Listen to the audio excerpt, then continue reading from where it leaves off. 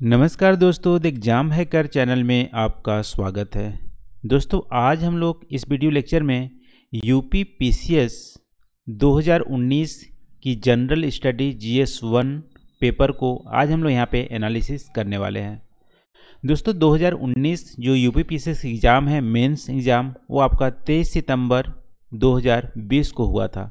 ठीक है, तो 23 सितंबर 2020 को जो एग्ज़ाम हुए थे जीएस 1 का, उस पेपर का आज हम लोग एनालिसिस करने वाले हैं और यहाँ पे देखेंगे किस टाइप की क्वेश्चंस यहाँ पे पूछे जाते हैं। ठीक है, उनका पैटर्न क्या होता है, ये भी हम लोग देखेंगे इस वीडियो में। चलिए दोस्तों, आज का वीडियो हम लोग स्टार्ट करते हैं। तो सबसे पहले बात करें दोस्तों सिलेबस की, तो जीएस 1 की सिलेबस आप देखोगे तो मेजर आप 3 कैटेगरी में डिवाइड कर सकते हो। हिस्ट्री से पूछता है, हिस्ट्री में एंशिएंट इंडिया भी, मेडिवल इंडिया, मॉडर्न इंडिया। ठीक है, ये सारे यहाँ पे हिस्ट्री से और कल्चरल से रिलेटेड भी इस क्वेश्चन बनते हैं। तो कल्चरल और हिस्ट्री दोनों से क्वेश्चन इसमें बनते हैं। इसके अलावा दोस्तों सोसाइटी से भी क्वेश्चन बनते हैं और जियोग्राफी। तो 3 मेजर आप बोल सकते हो कैटेगरी है जीएस 1 का। इसी से क्वेश्चन पूछे जाते हैं हर साल 200 नंबर का। यानी कि जो जीएस 1 होता है दोस्तों, वो हमारा 200 नंबर का होता है और ड्यूरेशन होते हैं 3 घंटे में इसको सॉल्व करने होते हैं। यदि क्वेश्चंस की बात करें तो 2 सेक्शन में क्वेश्चन डिवाइड होते हैं, सेक्शन ए और सेक्शन बी। दोस्तों, इसमें सारे ही क्वेश्चन कंपलसरी है, यानी कि कोई भी आपको यहाँ पे चॉइस नहीं दी गई है।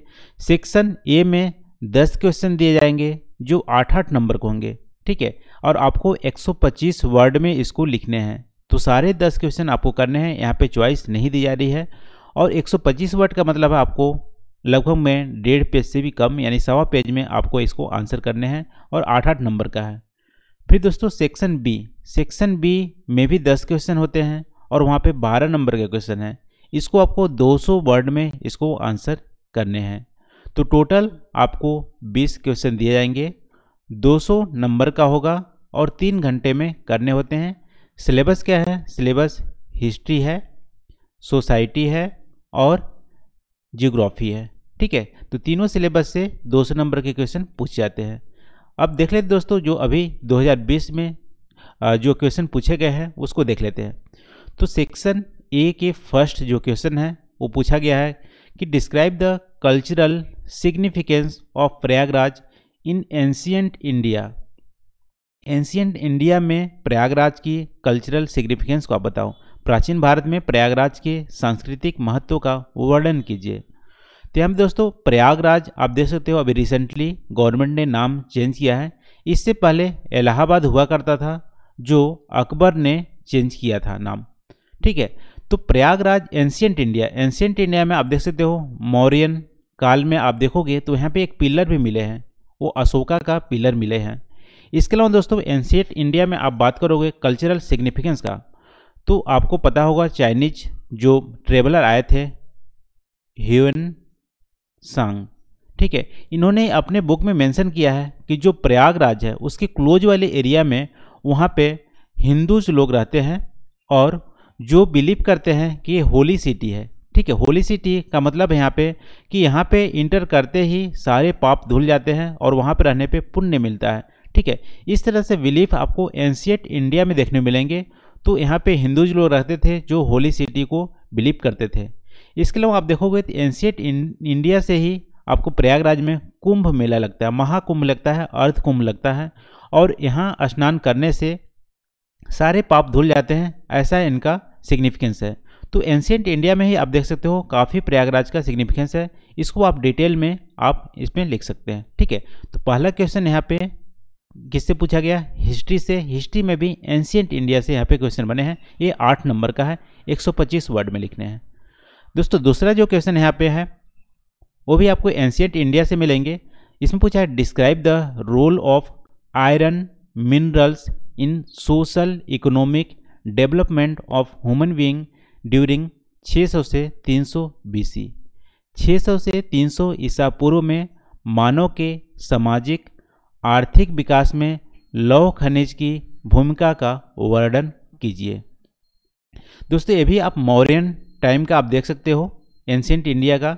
उसमें दोस्तों आप देख सकते हैं कि लौह जो आयरन मिनरल्स के चलते ही मगध जो राज्य था वो बहुत ही शक्तिशाली बन गया, क्योंकि उससे क्या हो, वो आयरन का ट्रेड भी करते थे और इसके अलावा आप देख सकते हो कि तलवारें भी बनाते थे और इसको युद्ध में भी यूज करते थे। और एग्रीकल्चर का टूल था आयरन, तो एग्रीकल्चर की प्रोडक्टिविटी बहुत ही ज़्यादा बढ़ गई मगध राज्य की, और वो तलवार भी बनाने लगे, आयरन की ट्रेड भी करने लगे। इसके चलते आयरन ओर के चलते आप देख सकते हो मगध राज्य बहुत ही ज़्यादा पावरफुल उभरा था एंशियंट इंडिया में।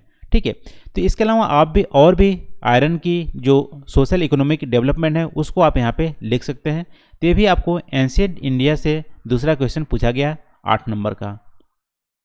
दोस्तों तीसरा क्वेश्चन है यहाँ पे सेक्शन ए में ही, critically examine the effect of British industrial revolution on India economic life.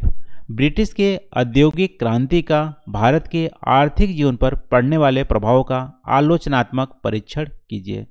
तो आलोचनात्मक परीक्षण में आपको दोस्तों दोनों ही पहलुओं को लिखने हैं, पॉजिटिव और नेगेटिव।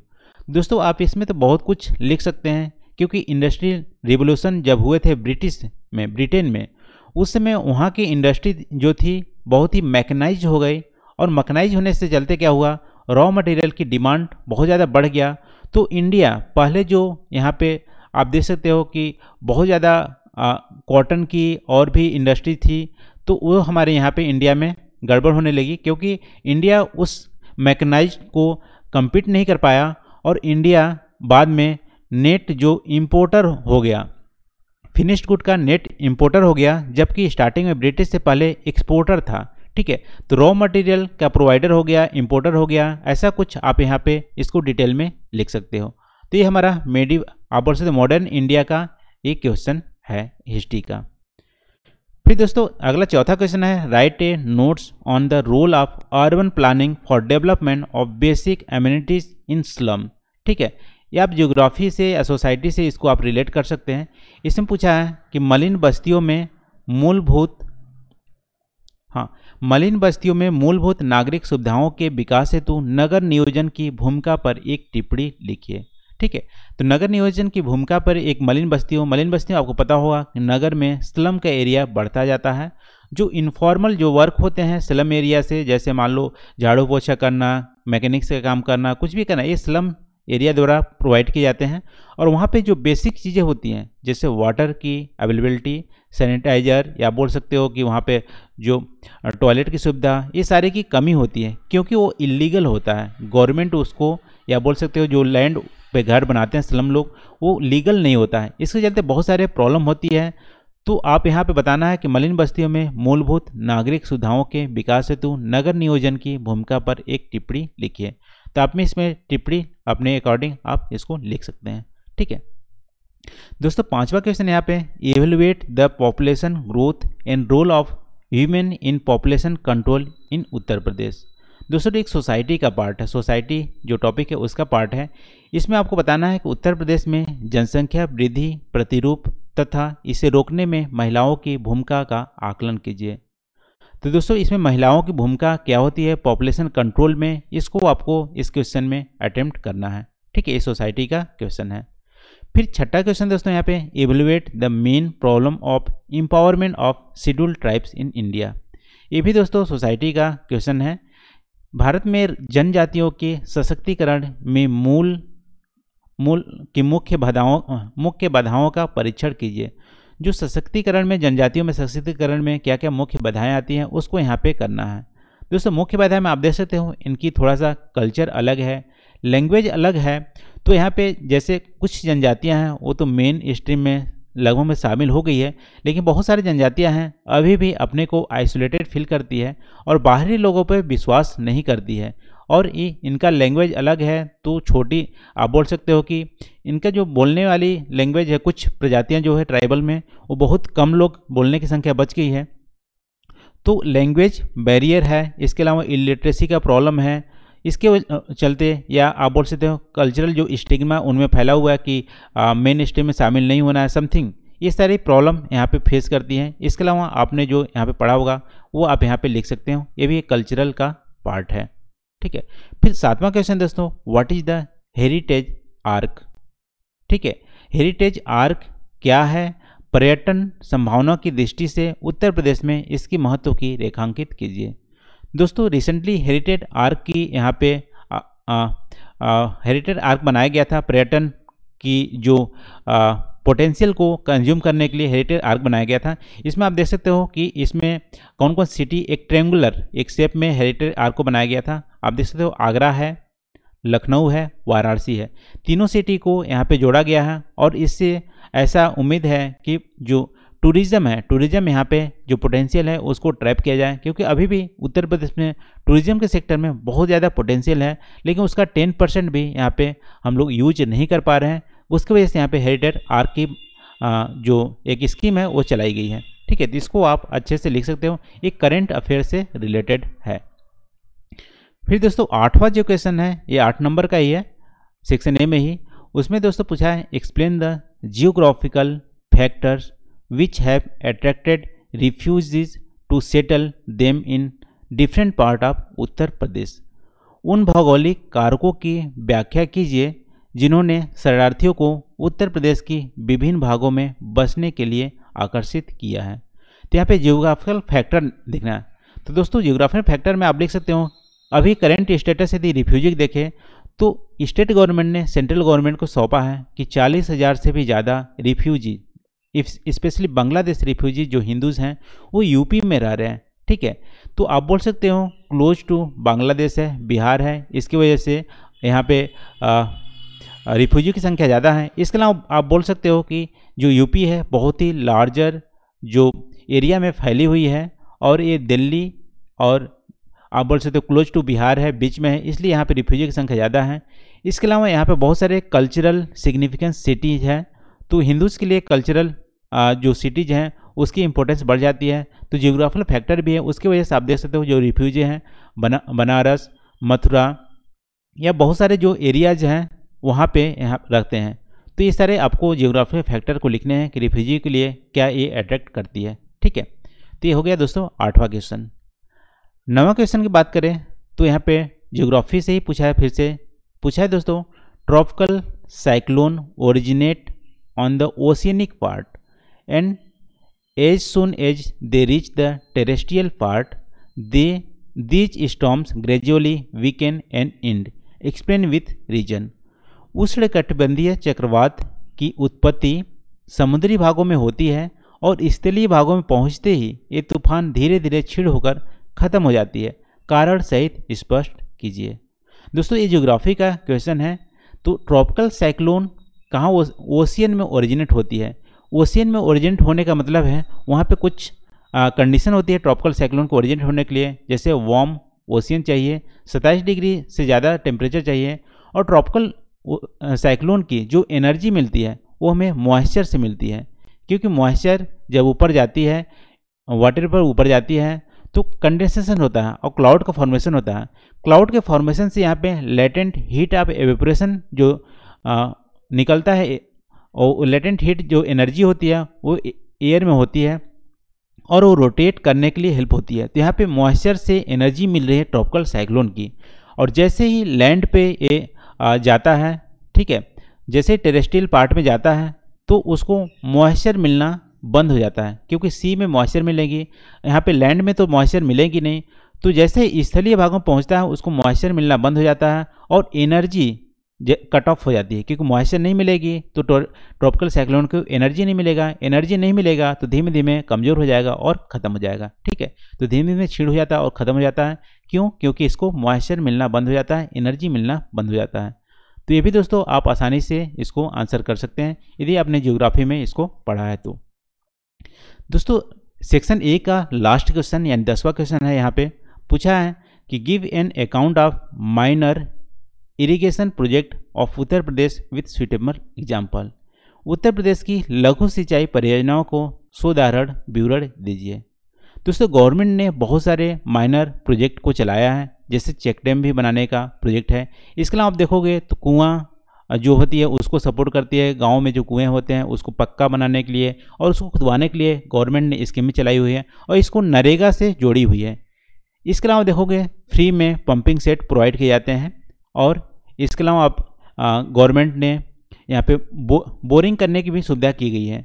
तो बोरवेल और पंपिंग सेट, चेक डैम और जो कुएं हैं उसको पक्की करना, और इसके अलावा बहुत सारे यहाँ पे स्कीम चलाए जा रहे हैं। तो माइनर इरिगेशन प्रोजेक्ट के आप बारे में यहाँ पे आप ऐसे कुछ यहाँ पे लिख सकते हो। ठीक है, तो ये रहा दोस्तों। अब चलते हैं सेक्शन बी का। सेक्शन बी 12 नंबर का क्वेश्चन होता है, यानी हर क्वेश्चन 12 नंबर का होता है और आपको 200 वर्ड में लिखना है। तो 12 नंबर क्वेश्चन है, आपको 200 वर्ड में लिखना है। ठीक है, तो पहला देख लेते हैं यहाँ पे, describe the main features of the Vedic education system and review its significance in present. वैदिक शिक्षा व्यवस्था की प्रमुख विशेषताओं का वर्णन कीजिए एवं वर्तमान में इसकी सार्थकता का परीक्षण कीजिए। दोस्तों यहाँ पे आप देख सकते हो कि प्रेजेंट डे में जो एजुकेशन होती है उसमें एक प्रॉब्लम है, क्योंकि थियोरेटिकल यहाँ पे पढ़ाई जाती है लेकिन प्रैक्टिकली जैसे ही स्टूडेंट करना चाहते हैं वो नहीं कर पाते हैं। यहाँ पे थियोरेटिकल और प्रैक्टिकल में मैचिंग नहीं है प्रेजेंट एजुकेशन में। लेकिन आप याद करो वैदिक एजुकेशन में ऐसा नहीं है, जो वहाँ पे थियोरेटिकल पढ़ाए जाते थे वो प्रैक्टिकली भी किए जाते थे उसी समय। जैसे क्राफ्टिंग की जो उस समय एजुकेशन होती थी, तो साथ साथ ऐसा नहीं कि वहाँ पे बुक से क्राफ्ट बनाना, ठीक है, सिखाते थे, ऐसा नहीं है, वो करके सिखाते थे। तो प्रैक्टिकली करके उस समय सिखाते थे। वैसे आप देख सकते हो एग्रीकल्चर करने की जो एजुकेशन थी वो भी हमारा करके होता था, यानी कि प्रैक्टिकली वहाँ पे प्रैक्टिकल और थियोरेटिकली दोनों ही मैच करते थे वैदिक शिक्षा में। लेकिन आज की शिक्षा में उसकी आप देख सकते हो प्रैक्टिकली नॉलेज नहीं होती है। जो बच्चा बीटेक या ग्रेजुएशन करके निकलता है, जो बुक्स में पढ़ता है उसको भी एक्चुअल यूज नहीं कर पाता है, ये हमारी अभी लिमिटेशन है। तो वैदिक शिक्षा की आप यहाँ पे बोल सकते हो कि अभी भी हमारी रिलेवेंस है, इसको लागू किया जा सकता है करेंट स्थिति में। ठीक है, तो हो गया पहला क्वेश्चन दोस्तों, 12 नंबर का था। अब दूसरा क्वेश्चन देखते हैं यहाँ पे, examine the role of quit India movement in freedom movement of India. दोस्तों फ्रीडम जो क्विट इंडिया मूवमेंट चलाई गई थी वो उसके चलते ब्रिटिश बहुत ज़्यादा घबरा गई थी बोल सकते हैं, और कांग्रेस के जो मेजर सारे लीडर थे उसको क्या कर दिया, जेल में डाल दिया था, इंक्लूडिंग महात्मा गांधी। ठीक है, तो आप देख सकते हो role of quit India movement. जब उस समय द्वितीय विश्व युद्ध चल रहा था उस समय जो ब्रिटिशर को ज़्यादा प्रेशराइज करने में यहाँ पे हेल्प किया। इसके बारे में आप और डिटेल में अच्छे से लिख सकते हो। ठीक है, अब चलते हैं दोस्तों तीसरा क्वेश्चन में, describe the effort made for world peace after the second world war on the global level. द्वितीय विश्व युद्ध के बाद वैश्विक स्तर पर विश्व शांति के लिए किए गए प्रयासों का वर्णन कीजिए। दोस्तों आप देख रहे होंगे कि जो प्रथम विश्व युद्ध था और सेकेंड विश्व युद्ध था, दोनों के बीच में ड्यूरेशन का बहुत ज़्यादा अंतर नहीं है, यानी बहुत ही जल्दी द्वितीय विश्व युद्ध प्रथम विश्व युद्ध हो गया। लेकिन द्वितीय विश्व युद्ध के बाद अभी आप देख रहे होंगे तृतीय विश्व युद्ध नहीं हुआ है। क्यों? क्योंकि उसके बाद बहुत सारे मैकेनिज्म चलाए गए। इस मैकेनिज्म आप देख सकते हो यूएन का, यूनाइटेड नेशन का बहुत ही ज़्यादा रोल है। फिर इसके अलावा यहाँ पे जो ट्रेड के लिए भी बहुत सारे हब चलाए गए, यूनाइटेड नेशन का किया गया, सिक्योरिटी काउंसिल बनाई गई। ठीक है, तो ये सारे जो एफर्ट लिए गए सेकेंड वर्ल्ड वार के बाद ग्लोबल पीस को स्थापित करने के लिए, उसके चलते हमारा जो थर्ड वर्ल्ड वार था वो नहीं हो पाया। तो इस एफर्ट को आप और भी ज़्यादा डिटेल में आप यहाँ पे मेंशन कर सकते हैं। ठीक है, अब चौथा चलते हैं दोस्तों, Indian culture is the symbol of unity in the diversity. Analyse the statement logically by giving suitable illustration. भारतीय संस्कृति विविधता में एकता का प्रतीक है। उपयुक्त उदाहरण देते हुए भी इस कथन का तार्किक रूप में विश्लेषण कीजिए। दोस्तों इंडिया रियली एक अमेजिंग कंट्री है, क्योंकि आप देख रहे होंगे यहाँ पे कल्चरल जो डाइवर्सिटी है बहुत ही ज़्यादा है, फिर भी हम यूनाइटेड हैं। दोस्तों इंडिया जब स्वतंत्र हुआ था किसी भी देश को ऐसा नहीं लग रहा था कि इंडिया एक सिंगल कंट्री में रहेगा। उनको लग रहा था, यूरोप या अदर कंट्रीज़ को भी लग रहा था कि इंडिया मल्टीपल कंट्री में डिवाइड हो जाएगा, क्योंकि वहाँ पे बहुत सारे डाइवर्सिटी हैं और उस डाइवर्सिटी को एकता में कन्वर्ट करना बहुत ही मुश्किल है। लेकिन ऐसा हो गया दोस्तों। अभी भी आप देख रहे होंगे इंडिया पहले से ज़्यादा यूनाइटेड है और यूनाइटेड ही होते चला जा रहा है। यानी डाइवर्सिटी तो है, इसके साथ साथ जो यूनिटी है वो हमारी बढ़ती जा रही है पहले के कंपेयर में। तो एक सिंबल है, इसको आप अच्छे से एनालाइज कर सकते हैं और ये भी बता सकते हैं इंडिया में सारे तरह के धर्म यहाँ पे के जो मानने वाले हैं मिलते हैं। और यहाँ पे थोड़ा बहुत तो कन्फ्लिक्ट आपको देखने मिलता है, लेकिन फिर भी जो सोल है वो एक है, यानी कि इंडिया है। तो इंडिया की यूनिटी बढ़ती जा रही है डिस्पाइट ऑफ डाइवर्सिटी। ऐसा कुछ यहाँ पे आप सुटेबल एग्जाम्पल देके लिख सकते हो। अदर कंट्रीज़ के भी आप कंपेयर कर सकते हो, जैसे पाकिस्तान को भी कंपेयर कर सकते हो कि पाकिस्तान और बांग्लादेश में कल्चरल डिफरेंस था। जो बांग्लादेश थे, पहले पाकिस्तान का पार्ट था, वो बंगाली बोलते थे, लेकिन पाकिस्तान के जो लोग थे या वहाँ की जो पॉलिटिक्स थी वो बंगाल लैंग्वेज को एक्सेप्ट नहीं करती थी। उसके भी एक रीज़न थे बांग्लादेश के अलग होने का, यानी कल्चरल जो एकता नहीं थी। वो चाहते थे बांग्लादेश भी पाकिस्तान की लैंग्वेज उर्दू को फॉलो करे या उसकी कल्चर को एक्सेप्ट करे। तो कल्चरल डिफरेंसेस थे, उसको पाकिस्तान ने एक आप बोल सकते हो सजेव नहीं सका, इसके वजह से बांग्लादेश अलग हो गया। लेकिन इंडिया में आप देख सकते हो, इंडिया में तो बहुत सारे लैंग्वेज है, फिर भी इंडिया एक तरह से एक यूनाइटेड है। ठीक है, तो ये सारे कुछ एग्जाम्पल आप दे सकते हो इस क्वेश्चन में। तो अगला चलते हैं दोस्तों, यहाँ पे पांचवा क्वेश्चन। पांचवा में दोस्तों पूछा the politics of religion and ethnic violence is basically the politics of secularism and secularisation, critically analyse the statement. धर्म तथा निर्जातीय हिंसा की राजनीति मूलतः धर्मनिरपेक्षवाद और धर्मनिरपेक्षीकरण का राजनीति है। कथन का समालोचनात्मक विश्लेषण कीजिए। दोस्तों यहाँ पे कुछ कुछ वर्ड जैसे धर्मनिरपेक्षीकरण, सेकुलराइजेशन एक प्रोसेस होती है दोस्तों, जिसमें देखो सेकुलर नहीं बनाया जाता, इस प्रोसेस में सेकुलर नहीं बनाया जाता है। इस प्रोसेस में यहाँ पे जो आप बोल सकते हो कि जो स्पिरिट है, स्पिरिट में आप बोल सकते हो यहाँ पे कि साइंटिफिक जो स्पिरिट है उसको यहाँ पे मेंटेन किया जाता है सेकुलराइजेशन में। ठीक है, तो सेकुलरिज्म और सेकुलराइजेशन दोनों ही पॉलिटिक्स की एक टूल है एक तरह से। जो पॉलिटिक्स ऑफ रिलीजन और ethnic violence is the politics of religion and ethnic violence is basically the politics of secularism and secularization. धर्म और निर्जातीय हिंसा की राजनीति मूलतः धर्मनिरपेक्षवाद और धर्मनिरपेक्षीकरण की राजनीति है। ठीक है, तो यहाँ पे जो पॉलिटिक्स होती है रिलीजन और इथनिक वायलेंस पे, वो एक्चुअली धर्म सेकुलरिज्म को सुधारने का ही तरीका है। यानी मान लो बहुत ज़्यादा धर्म पे राजनीति होंगी, इथनिक पे राजनीति होंगी, तो क्या होंगे उसमें डिस्कशन होगा तो चीज़ें की क्लैरिटी आएंगी, और जब क्लैरिटी आएंगी तो हमारा सेकुलराइजेशन और सेकुलरिज्म है वो भी हमारा इन्हेंस होगा। ठीक है, ये तो हमारा पॉजिटिव साइड में हो गया। नेगेटिव साइड में ये भी लिख सकते हो कि जब पॉलिटिक्स होती है रिलीजन पे, इथनिक पे, तो जो धर्म के बीच में जो गैपिंग होती है वो बढ़ती है। ठीक है, तो ये भी आप नेगेटिव साइड में लिख सकते हो। तो इसको आप समालोचनात्मक विश्लेषण कर सकते हैं कि धर्म पे जब डिस्कशन होती है, पॉलिटिक्स होती है, तो कुछ चीज़ क्लैरिटी भी आती है, ये पॉजिटिव चीज़ है, बाद में स्ट्रेंथन होता है। नेगेटिव चीज़ भी होती है, क्यों? क्योंकि उसमें गैप भी क्रिएट करने की कोशिश की जाती है पॉलिटिक्स यदि करते हैं तो ऐसा कुछ इसमें आप लिख सकते हो दोस्तों। फिर चलते हैं दोस्तों छठा क्वेश्चन। इसमें पूछा है डिफाइन अर्बनाइजेशन। अर्बनाइजेशन को डिफाइन करना है। Discuss the problem cause by fast face of urbanization. नगरीकरण को परिभाषित कीजिए। बढ़ते नगरीकरण में उत्पन्न समस्याओं का विवेचना कीजिए। दोस्तों अर्बनाइजेशन क्या है कि जो विलेज की सेटलमेंट है उसको सिटी या नगर सेटलमेंट में चेंज करना ही अर्बनाइजेशन है। इसके चलते पॉपुलेशन की डेंसिटी बढ़ जाती है, और पॉपुलेशन की डेंसिटी बढ़ेगी तो वहाँ के रिसोर्सेज पे बहुत ज़्यादा दबाव होगा, प्रेशर होगा। रिसोर्सेज क्या है दोस्तों? वहाँ की ग्राउंड वाटर के रिसोर्सेज, वहाँ की जो फॉरेस्ट है, लैंड है, ठीक है, और एटमॉस्फेयर है, क्लीन एयर, सारे रिसोर्सेज पर ज़्यादा प्रेशर होगा। इसके चलते क्या होंगे वहाँ पे ओवर कंजप्शन होगा तो कुछ चीज़ों का डिप्लीशन होगा, कुछ चीज़ों का पॉल्यूशन भी क्रिएट होगा। तो ये सारे चीज़ें pollution, ground water depletion, air की पॉल्यूशन, वाटर की पॉल्यूशन, ये सारे प्रॉब्लम वहाँ पे, और फूड की शॉर्टेज, ये सारे जो होती है यदि अर्बनाइजेशन अच्छे से मैनेज नहीं किया जाए तो प्रॉब्लम क्रिएट करते हैं। तो ऐसा कुछ आप छठा क्वेश्चन में यहाँ पे अटेम्प्ट कर सकते हैं।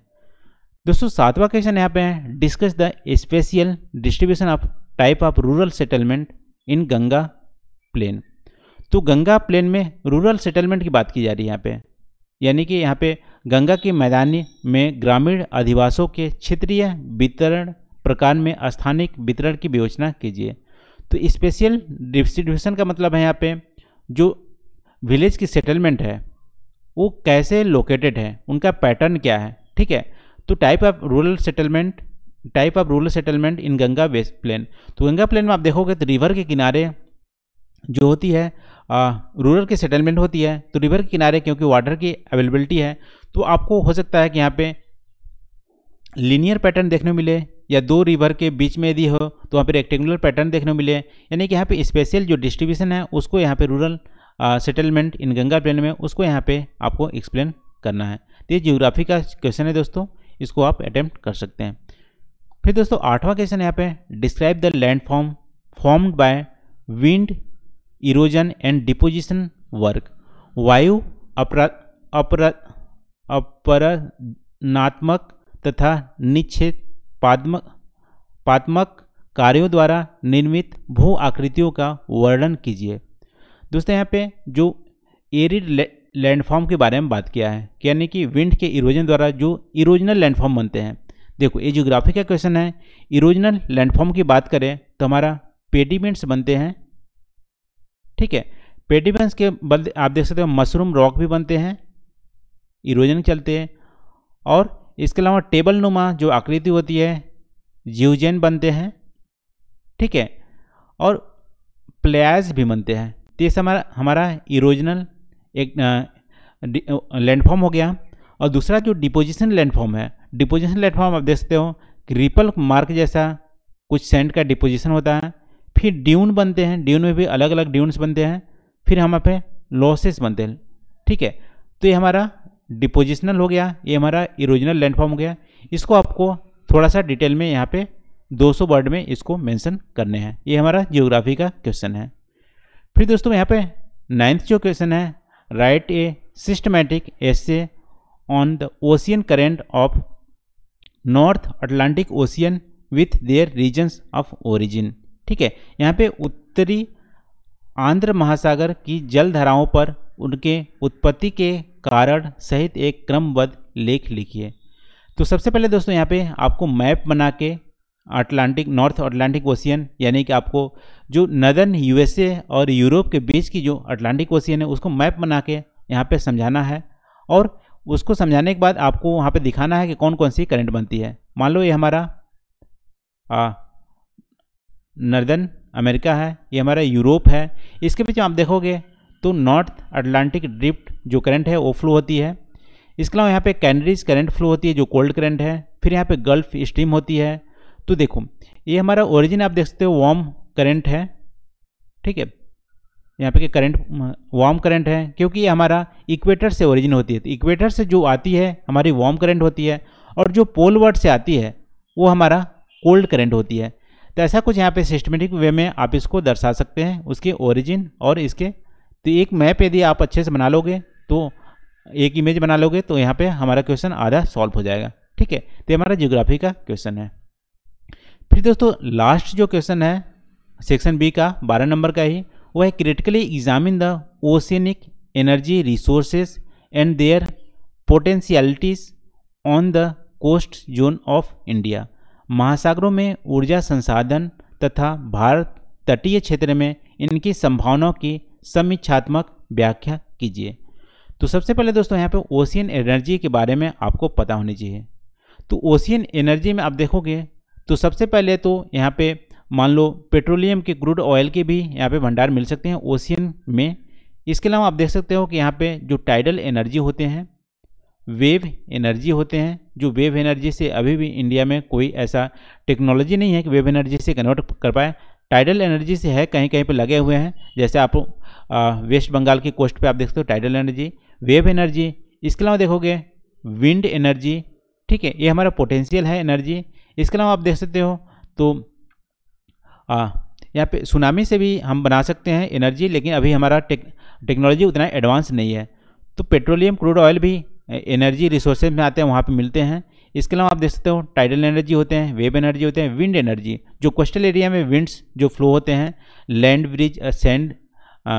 लैंड ब्रिज और सी ब्रिज वाला जो होते हैं अपना विंड्स, उसके चलते भी विंड एनर्जी यहाँ पे हम जनरेट कर सकते हैं। तो इतने सारे एनर्जी रिसोर्सेज हैं, लेकिन इंडिया में पोटेंशियल आप देखोगे तो तमिलनाडु कोस्ट पे बहुत ही ज़्यादा विंड एनर्जी का पोटेंशियल है। और टाइडल एनर्जी का आप देखोगे तो आपको उड़ीसा और वेस्ट बंगाल के साइड में टाइडल एनर्जी का बहुत ज़्यादा पोटेंशियल है। और वैसे तो विंड एनर्जी सारे ही कोस्टल एरिया में हमारा विंड एनर्जी का बहुत ज़्यादा पोटेंशियल है, इसको ट्रैप किया जा सकता है। तो ऐसा कुछ यहाँ पे आप इसको लिख सकते हैं दोस्तों, ओशियन एनर्जी रिसोर्सेज के बारे में और उसके पोटेंशियल जो है कोस्टल जोन ऑफ इंडिया में, क्योंकि इंडिया हमारा रिच है कोस्टल जोन के लिए, तो काफ़ी कुछ एनर्जी सिक्योरिटी के लिए हमारा ओशियन जो एनर्जी है वो हमारा यहाँ पे प्रोवाइड कर सकता है। तो ये रहा दोस्तों 20 क्वेश्चन जो GS 1 UPPCS 2020 के एग्ज़ाम में पूछे गए थे।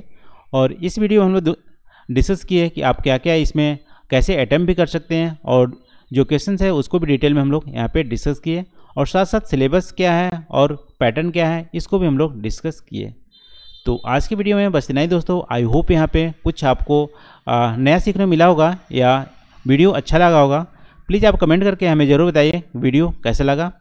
तो आज के लिए बस इतना ही दोस्तों। Thank you for watching. मिलते हैं अगले वीडियो में नए टॉपिक के साथ। Thank you.